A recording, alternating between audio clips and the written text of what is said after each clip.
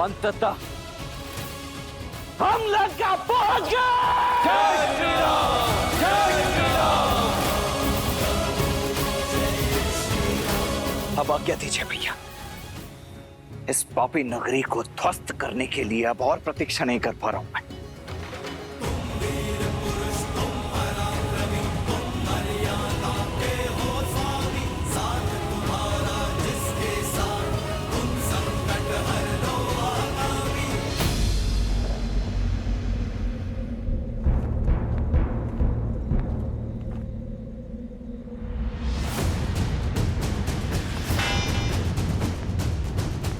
क्या हुआ?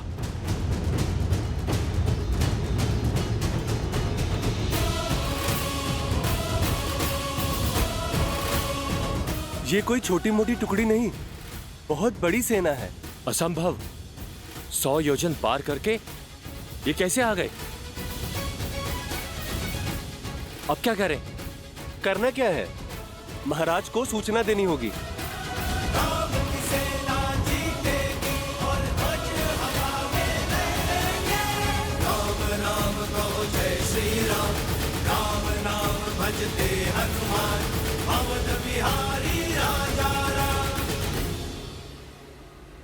सीते में आ रहा, विवाह में दिया वचन निभाने, तुम्हारे अटूट प्रेम की आशा पूरी करने और लंका का मर्दन कर रावण को तुम्हारे हरण का दंड देने।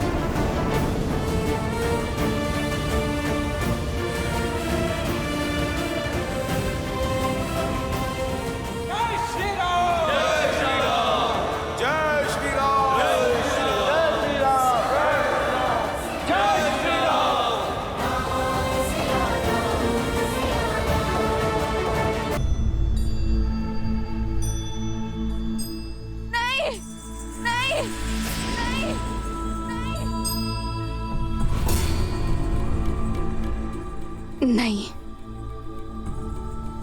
ये नहीं हो सकता। मेरे श्रीराम मुझे छोड़ के नहीं जा सकते। ये कैसे हो सकता है? जो सामने है वो सत्य क्यों नहीं लग रहा? क्यों विश्वास नहीं हो रहा कि आप नहीं रहे, कि मृत्यु ने मुझे पहले नहीं चुना? क्यों देवताओं ने मुझे संकेत नहीं दिया? क्यों महादेव ने मेरा साथ नहीं दिया? क्यों मेरा मन मानने को सच नहीं है कि आप हैं? प्रत्यक्ष को प्रमाण की आवश्यकता नहीं होती सीता, अपनी नियति स्वीकार लो।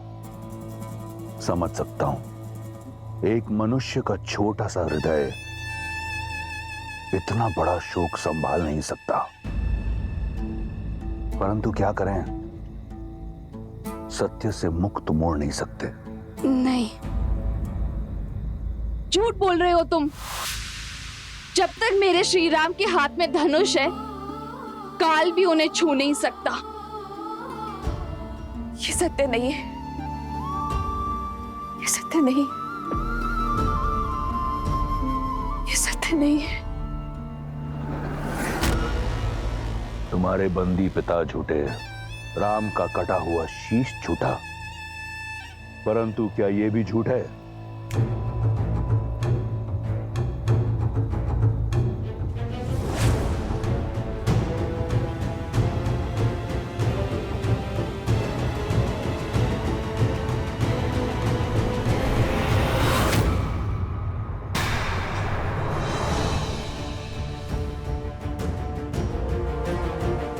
इस धनुष को तो पहचानती हो ना?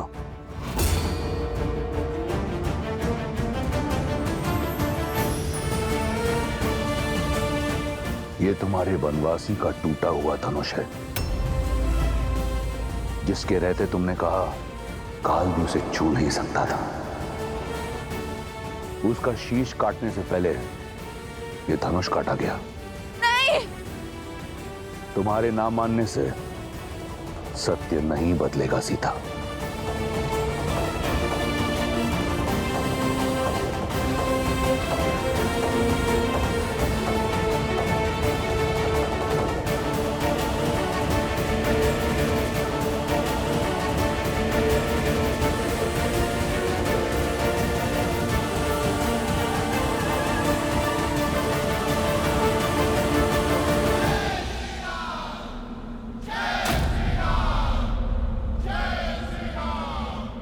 असंभव! इतनी बड़ी सेना सागर पार करके आ गई। लंका संकट में है। लंकेश को बताना होगा। जाओ।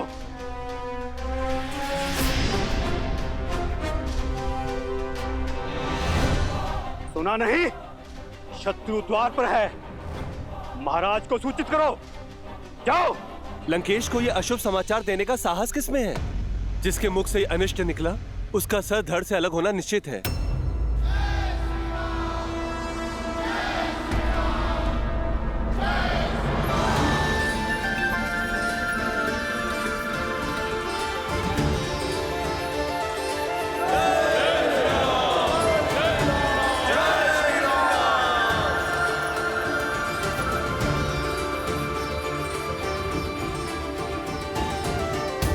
उस चोटी से हम संपूर्ण लंका को देख पाएंगे।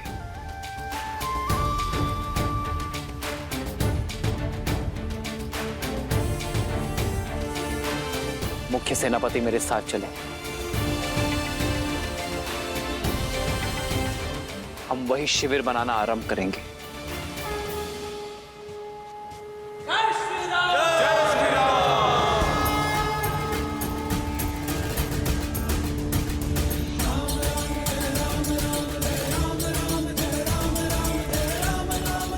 संभाल के लक्ष्मण। जी भाई।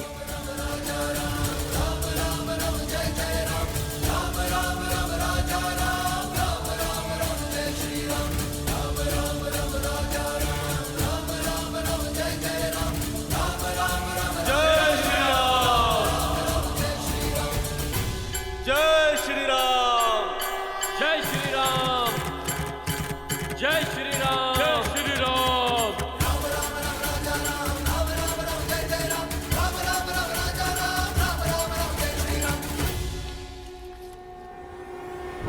महाराज कदाचित दया करते हैं, और तुम इसी क्षण उनके पास सूचना लेकर नहीं गए तो तुम्हारा सर धड़ से मैं अलग करूंगा। जाओ।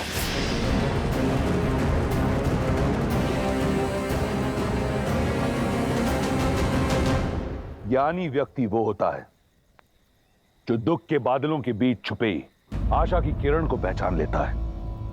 और तुम तो परम विदुषी हो। सोचो, तुम्हारे पति की मृत्यु के उपरांत तुम पतिव्रता धर्म से मुक्त हो, स्वतंत्र हो कि तुम लंका की पटरानी बनना स्वीकारो, ऐश्वर्य और सुख का जीवन जियो। मैं वचन देता हूं, तुम्हें इस जीवन में कोई दुख भोगना नहीं पड़ेगा। स्वीकारो, हम दोनों साथ मिलकर इस संसार पर राज करेंगे। मिथिला मेरे अधीन है और अयोध्या कुछ ही क्षण में पराजित होगी। इसलिए बंद करो ये व्यर्थ का विलाप और थाम लो मेरा हाथ।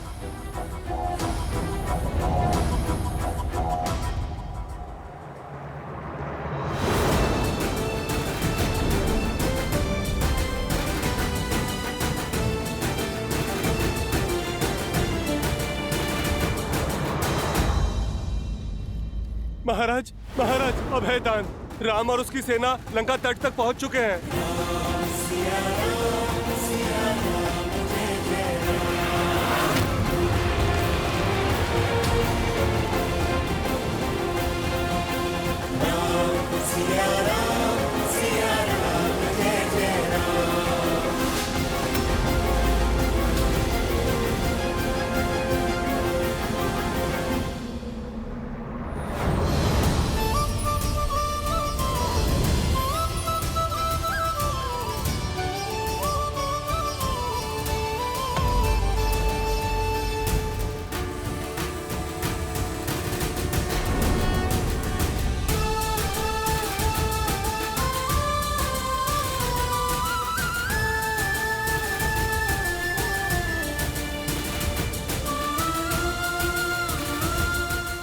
आशा का अंत नहीं हुआ है, तुम्हारी माया का अंत हुआ है रावण।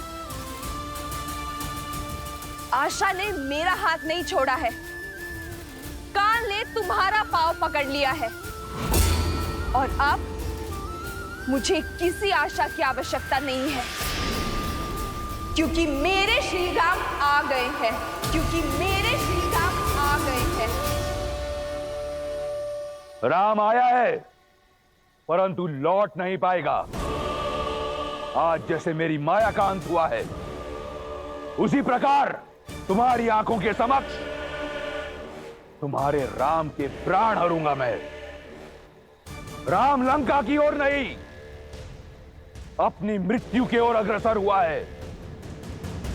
संपूर्ण संसार देखेगा, वहां राम का रक्त बहेगा, और यहां तुम्हारे आंसू। और रावण अपने वचन से कभी विमुख नहीं होता। कहां है राम? मैं भी तो देखूं। एक साधारण मनुष्य कौन सी सेना लेकर आया है?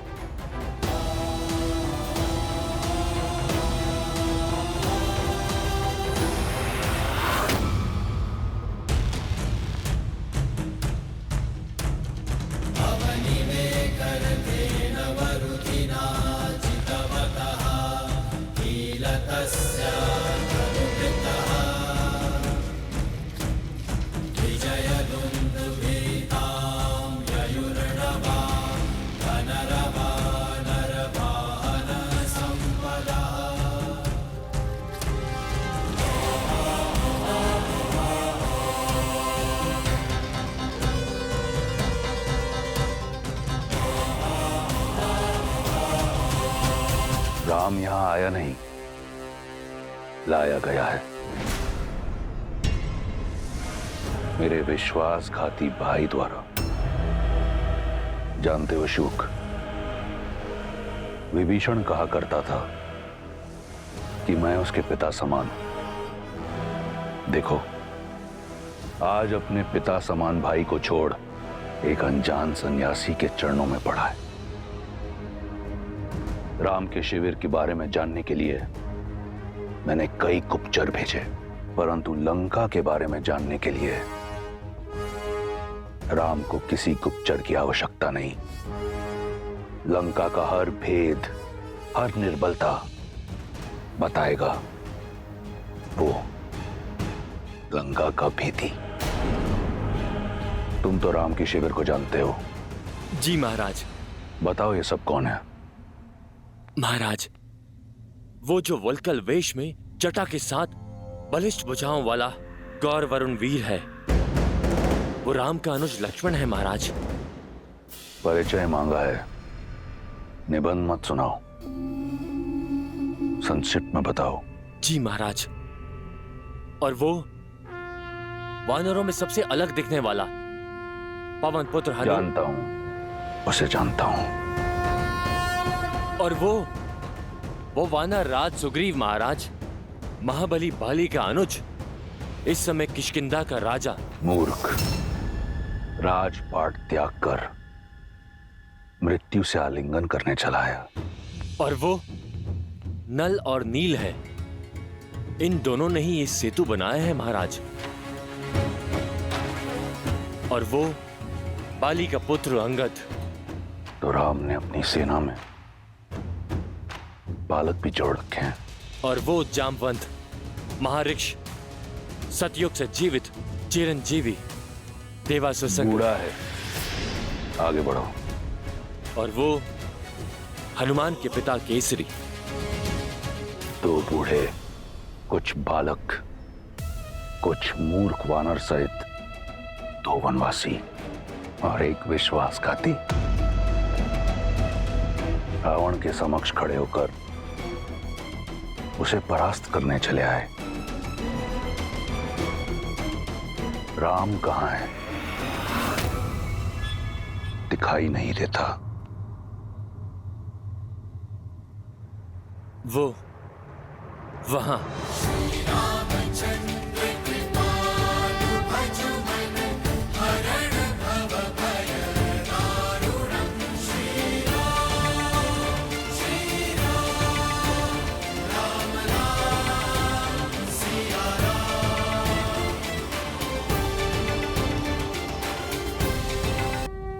हे श्री राम। केवल राम। आज मेरा मन नहीं है रक्त बहाने का, अन्यथा तुम्हारे प्राण हर लेता। ये तुम्हारी अंतिम चेतावनी है शुक। लंका में तुम्हारा स्वागत है राम।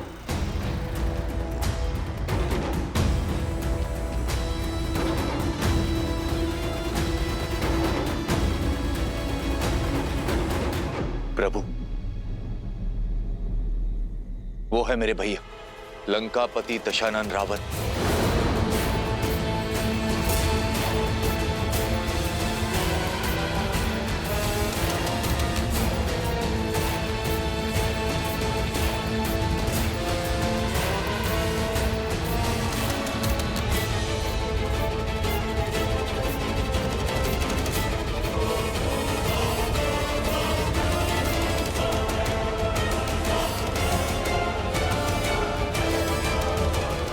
लंकेश ने कहा है कि मित्रता अपनी बराबरी के लोगों के साथ होनी चाहिए और लंका के राजा की मित्रता को स्वीकारिए और इस वनवासी का साथ छोड़ दीजिए। तो ये है रावण।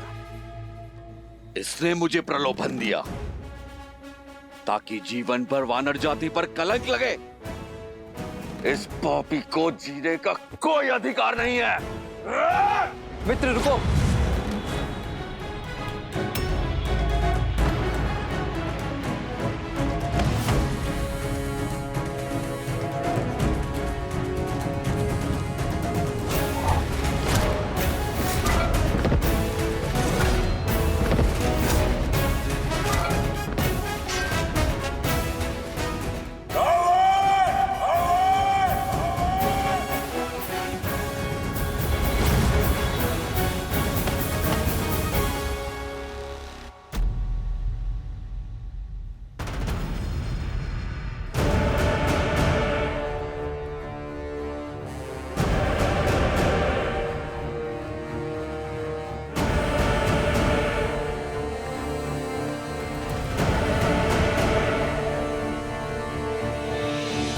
सत्य में वानर ही हो, बिना निमंत्रण कहीं भी पहुंचने का अभ्यास है तुम्हारी जाति को।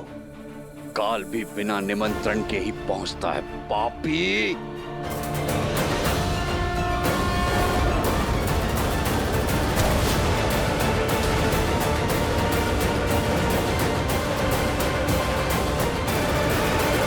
रक्त पाए। मरण आया प्रहार। सुग्रीव हूं मैं, उस महाबली बाली का भाई जिसने तुम्हें 6 महीने तक अपनी बगल में दबा के रखा हुआ था। मैं तुमसे खेलूंगा नहीं, तेरे घृणित खेल का अंत करूंगा।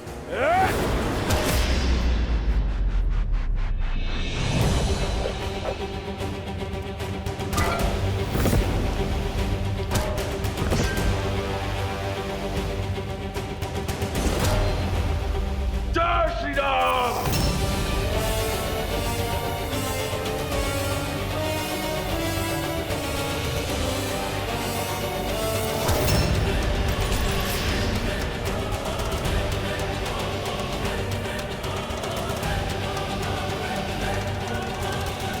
तुमने अपना परिचय दे दिया वानर, अब मेरा परिचय जानो।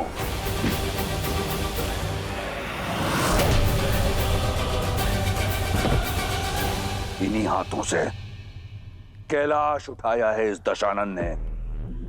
वीर अपना परिचय वार के बाद देता है। राक्षस हूं मैं, रक्ष राज रावण।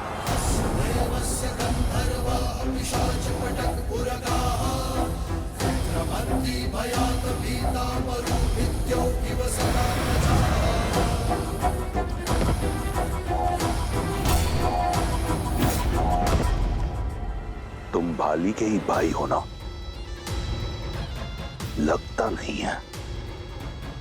कायर सर्वदा दूसरे के बल का उदाहरण देता है। तुम्हारा भाई बाली सच में बली था, सर्वशक्तिशाली था, और तुमने उसे एक तुच्छ वनवासी की पेट चढ़ा दिया, वो भी छल से। कायर हो तुम। अपनी माया से देवी सीता मैया को हरने वाले के मुख से छल की बातें अच्छी नहीं लगती। एक कायर मुझे वीरता का पाठ क्या पढ़ाएगा? बाली और किष्किंधा के साथ मेरी शांति की संधि थी वानर। नए राजा होने के नाते तुम्हें उसका सम्मान रखना चाहिए था।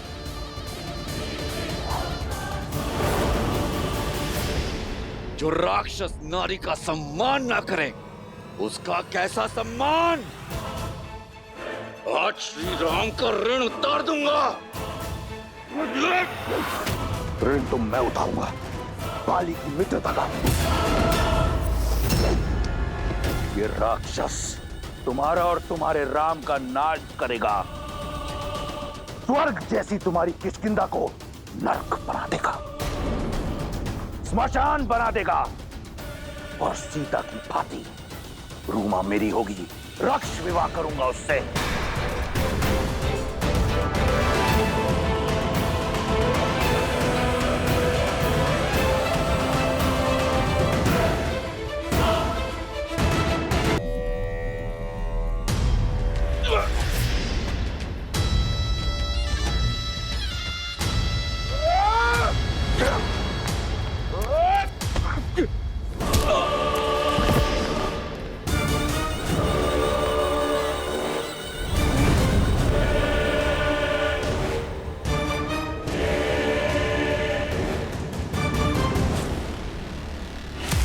मुझ पर आक्रमण करने से पहले तुम्हें स्मरण होना चाहिए था, काल मेरा दास है। अब बताओ, मुझसे तुम्हारी रक्षा कौन करेगा? तुम्हारा धर्म, तुम्हारा सत्य, तुम्हारा राम? मित्र, मुझसे बचाने कोई नहीं आएगा। जब संकट सर पर आता है तो केवल बल बचाता है, और रावण के विरुद्ध लड़ने के लिए तुम्हारे पास कोई बल नहीं है। अपने प्राण त्यागने के लिए सज हो जाओ वानर।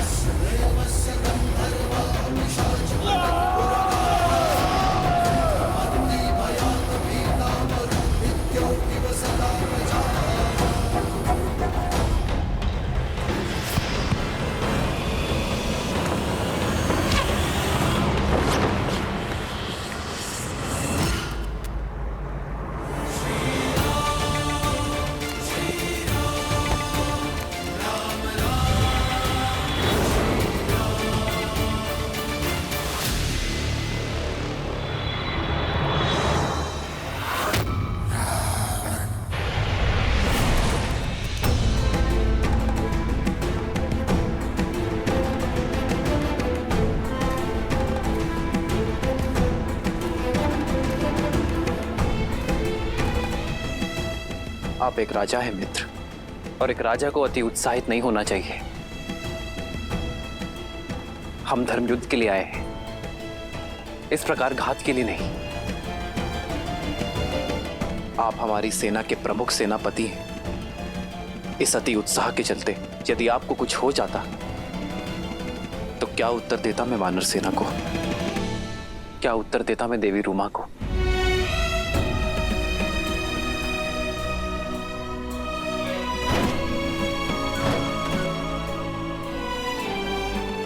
मुझसे भूल हो गई प्रभु। आवेश में आकर बहुत बड़ी भूल कर बैठा। आप जिस सेना को लेकर साथ चले, मैं उसी सेना को पीछे छोड़ रावण से अकेला युद्ध करने चला गया। क्षमा कर। उठो मित्र,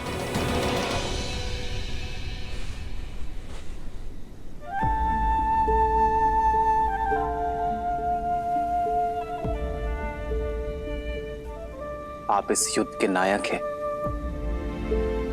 इस महासेना के राजा हैं, और एक नायक का कर्तव्य होता है कि वो सबको अपने साथ लेकर चले, अपने नियमों का पालन करें। केवल इस क्षण का नहीं, आने वाले कल का भी सोचे।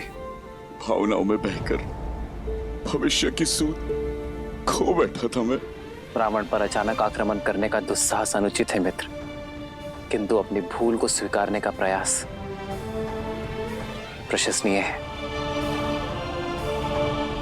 अपनी साहस का परिचय तो आपने दे दिया, अब अपनी सामर्थ्य का परिचय दीजिए। शत्रु के द्वार पर हम खड़े हैं, अपनी वानर सेना का मार्गदर्शन कीजिए मित्र। उनके लिए एक उदाहरण सिद्ध कीजिए और इस युद्ध में मेरे सहायक बनिए। इतनी बड़ी भूल को भूलकर मुझको अब इतना बड़ा दायित्व सौंप रहे हैं। अपने भक्त को पुनः अपना सिर उठाने का अवसर दे। आप धन्य है प्रभु, आप धन्य।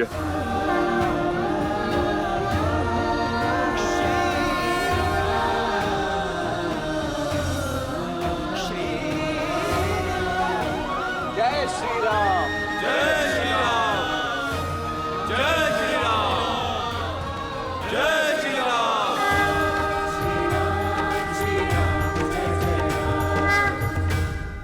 मुकुट का स्थान राजा के शीश पर होता है। शुक, महाराज, किष्किंधा के राजा को उसका मुकुट लौटा दो। कोई संदेश महाराज? प्रहार के उपरांत ना कोई संधि ना संदेश। क्या? हाँ, सुग्रीव नाम था उसका, दशानन पर भारी पड़ गया था। पूरी लंका चिंतित है। समय है कि लंका चिंता ना करें, चिंतन करें। सोचो, जिस सेना के एक वानर ने लंकेश के मस्तक पर बल डाल दिया था, तो जब उस सेना के नायक स्वयं रावण के सामने आएंगे तो वो क्या करेंगे, तब क्या होगा? कल प्रातःकाल दशानन ने विशेष सभा बुलाई है। मैं वहां जाकर पूरी सूचना लेकर आऊंगी। किंतु सीता, राम क्या करेंगे? जिस लंका को, लंकेश को आज तक कोई नहीं जीत पाया है, वो कैसे जीतेंगे? जिन्होंने सागर को स्वयं मार्ग देने पर विवश कर दिया, जिन्होंने वानरों को योद्धा बना दिया, उनके लिए कुछ भी असंभव नहीं है त्रिजटा। और अब वो कुछ ऐसा करेंगे जो किसी ने कभी नहीं सोचा होगा। प्रभु, आपकी योजना अति उत्तम। आपका साथ और लंका के भीतर की सूचना ना होती तो ये योजना कभी संभव नहीं हो पाती। अब सभी नायक ध्यान से सुनिए। रावण को लगता है कि लंका का चारों ओर सागर से घिरे रहना उसका सबसे बड़ा बल है, और हम उसके इसी बल को उसकी दुर्बलता बना देंगे। लंका में प्रवेश करने के 4 मुख्य द्वार हैं: पूर्व द्वार, पश्चिम द्वार, उत्तर द्वार और दक्षिण द्वार। हम लंका तक जाने वाली हर खाद्य और युद्ध सामग्री का मार्ग बंद कर देंगे। लंका का पूर्ण घेराव होगा। ना कोई बाहर से आ पाएगा और ना ही कोई भीतर से बाहर जा पाएगा। इसके हमें 2 लाभ होंगे। पहला, लंका दिन प्रतिदिन दुर्बल होगी, और दूसरा, लंका की सेना का मनोबल गिरता जाएगा। प्रभु, कौन सा सेनापति कौन से द्वार पर होगा? पहले वानर सेना को लंका का घेराव करने दीजिए। हम फिर निर्णय लेंगे कि कौन सा सेनापति किस द्वार को संभालेगा। सर्वप्रथम दक्षिण द्वार का घेराव किया जाएगा, क्योंकि वहां सबसे कम सुरक्षा है। फिर सेना की एक टुकड़ी पश्चिम द्वार पर जाएगी और बिना समय नष्ट किए सेना की एक टुकड़ी पूर्व द्वार पर जाएगी। उत्तर द्वार की स्थिति सबसे महत्वपूर्ण है और सबसे संवेदनशील भी। यदि वहां से वार हुआ तो हमारी सेना और शिविर दोनों आहत होंगे। इसलिए इसका पहरा सबसे अधिक होना चाहिए। वहां मैं अपना सबसे सर्वश्रेष्ठ नायक भेजूंगा हम लंका का घेराव करके निश्चिंत नहीं हो सकते। हमारा ये दाव देखकर रावण और उसकी सेना चुप नहीं बैठेगी, इसलिए हमें हर अनिष्ट के लिए सज्ज रहना होगा।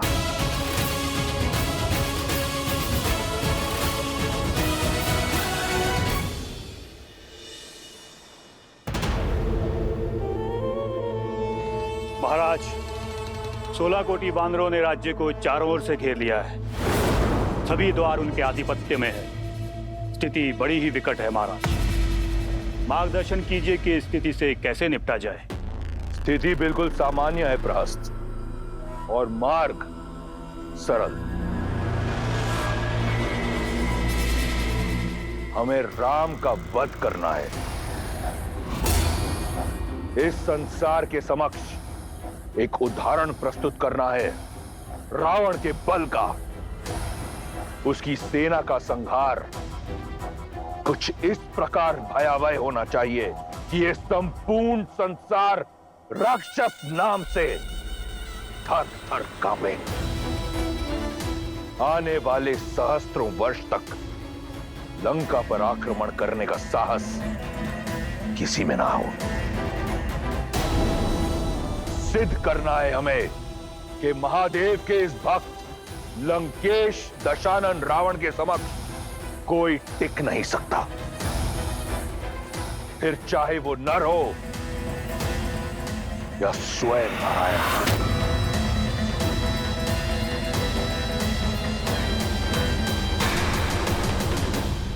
ताजोपुत्र, लंका के शत्रुओं का रक्त चखने के लिए मेरी तलवार कब से लालायित है पिताश्री। तो फिर लंका के युवराज और मेरे सर्वोच्च सेनापति होने का दायित्व निभाओ। युद्ध नीति बनाओ और आगे बढ़ो। तुम्हारे हर निर्णय में मैं तुम्हारे साथ हूं। राम और उसकी वानर सेना को यह अनुमान भी नहीं होगा कि कैसी काज गिरने वाली है उन पर।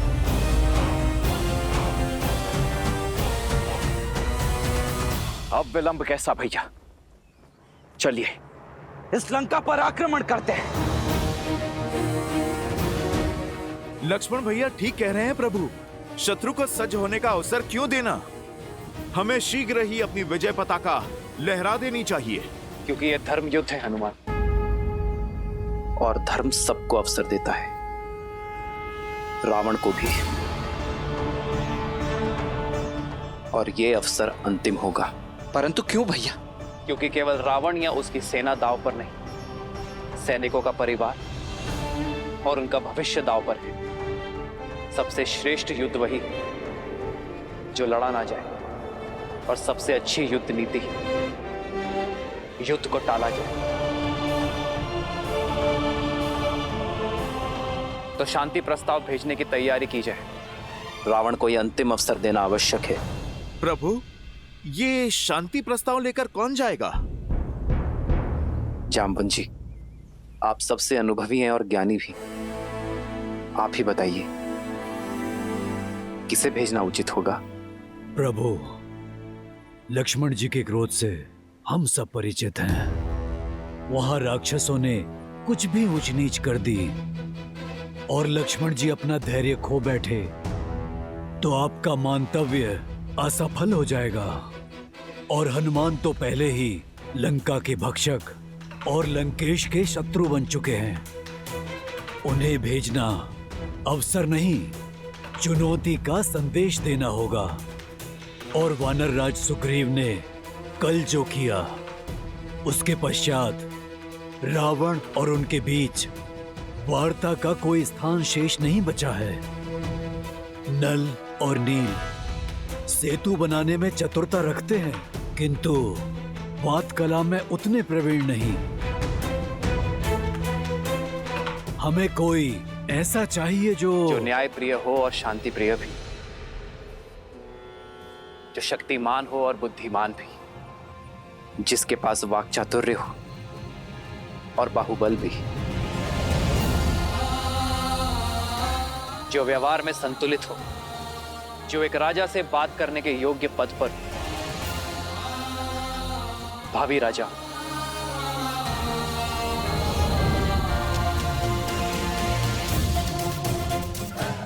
यह अत्यंत ही उत्तम चयन है भैया। शांति प्रस्ताव लेकर अंगद को ही जाना चाहिए।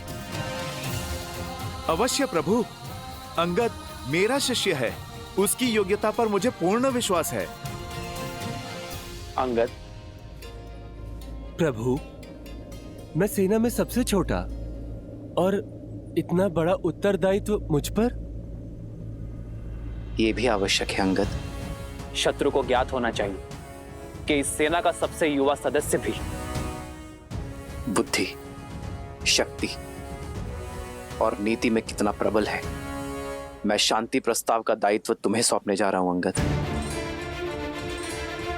यह कार्य अत्यंत महत्वपूर्ण है और कठिन है। मैं आपको निराश नहीं करूंगा प्रभु। जानता हूं अंगद, मेरी सोच रावण से स्पष्ट शब्दों में कह देना। कह देना यह अंतिम विकल्प और अंतिम प्रस्ताव है। यदि अब भी वो अपनी हट पर अड़ा रहा, सीता को मुझे ना लौटाया, तो युद्ध अंतिम विकल्प होगा और रावण की अधर्म की लंका का सर्वनाश होगा।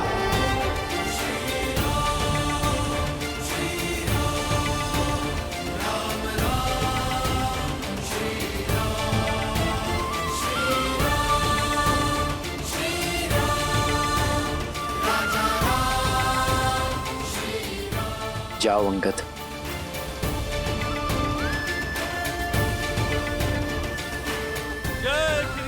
जय श्री राम। अंगद, अपने गुरु का मान रखना। कोई संदेश है हनुमान काका? बहुत धैर्य से काम लेना अंगद। आवेश में लिया हुआ निर्णय अनुचित सिद्ध होता है, किंतु हां, यदि कोई प्रभु श्री राम के विषय में अपशब्द कहे और उनका अपमान करे तो स्मरण रखना, तुम शिष्य किसके हो।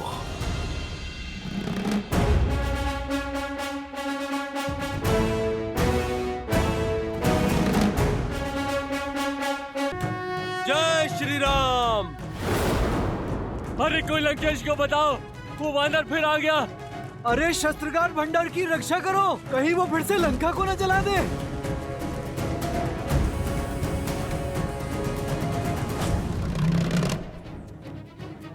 योद्धा नहीं, दूत आया है। श्री राम का संदेश लाया हूं। लंकेश तक पहुंचने का मार्ग बताओगे या मैं स्वयं बना लूं?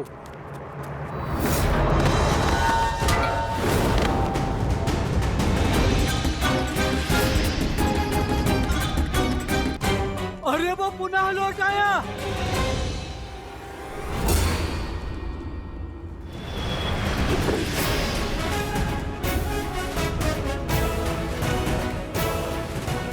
रावण सीधे जाकर दाई मुड़ते ही सभागृह।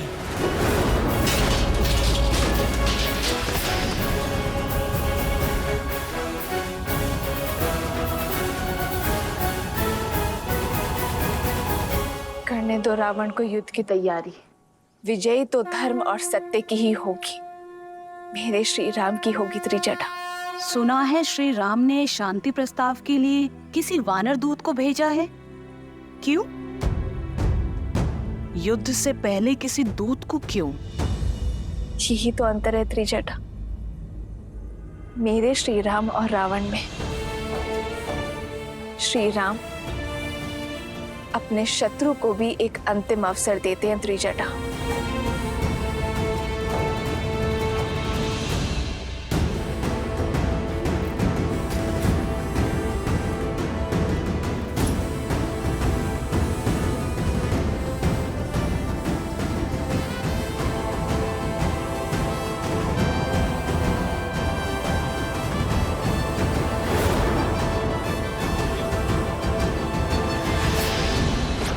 अरे अरे, बैठे रहिए।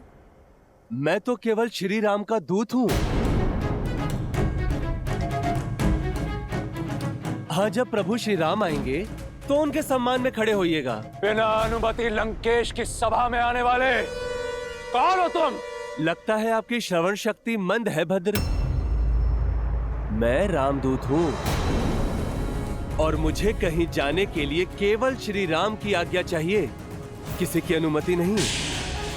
मैं श्री राम का संदेश लेकर आया हूं रावण के लिए। जानता हूं क्या संदेश भेजा होगा उस वनवासी ने।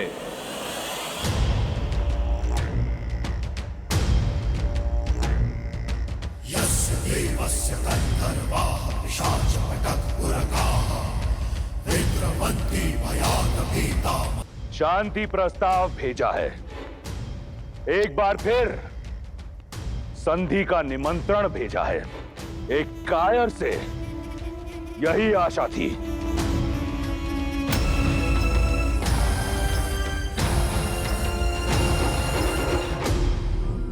और देखो भेजा भी तो किसे?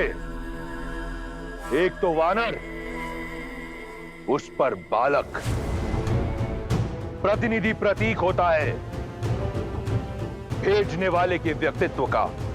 श्री राम के व्यक्तित्व की तो बात ना ही करो दशानन, तुम्हारी सोच से परे है वो। और रही बात प्रतिनिधि की, तो श्री राम ने मुझे यहाँ भेजकर ये सिद्ध कर दिया कि उनकी सेना का सबसे अल्प आयु बालक भी उनका कार्य सिद्ध करने में सक्षम है। और जहां तक बात रही वानर होने की, तो ये वानर उन महाराज बाली का पुत्र है जिन्होंने 6 माह तक तुम्हारा योग्य सत्कार किया था। स्मरण तो है ना? रावण से उपहास। बालक, यदि मैं चाहूं तो इसी क्षण तुम्हारे प्राण हर सकता हूं, परंतु मैं ऐसा करूंगा नहीं, क्योंकि तुम मेरे मित्र बाली के पुत्र हो, मेरे पुत्र समान। और मित्रों में युद्ध शोभा नहीं देता। कितनी लज्जाजनक बात है कि किष्किंधा का युवराज, किष्किंधा का भावी महाराज एक वनवासी के चरणों का दास बना बैठा है। उस वनवासी के जिसने तुम्हारे पिता की हत्या छल से की। ऐसा तुच्छ कार्य तुम्हें शोभा नहीं देता। तुच्छ तो तुम अपने व्यवहार को सिद्ध कर रहे हो दशानन। किष्किंधा के युवराज को, श्री राम के दूत को अपनी सभा में विराजने का उचित स्थान ना देकर, और मुझे उचित स्थान ना देने का अर्थ है कि तुम मेरे प्रभु श्री राम का अपमान कर रहे हो, और ये मैं नहीं सह सकता। इसलिए पहले मुझे अपनी सभा में उचित स्थान दो, फिर मैं श्री राम का संदेश दूंगा। यदि तुम यहाँ बाली पुत्र अंगद बनकर आते तो तुम्हें स्थान अवश्य मिलता, परंतु तुम यहाँ उस वनवासी के दूत बनकर आए हो जिसके लिए उसके राज्य में कोई स्थान नहीं था, जो दर दर भटक रहा है। उस वनवासी और उसके मरकट दूत के लिए मेरी लंका में कोई स्थान नहीं है।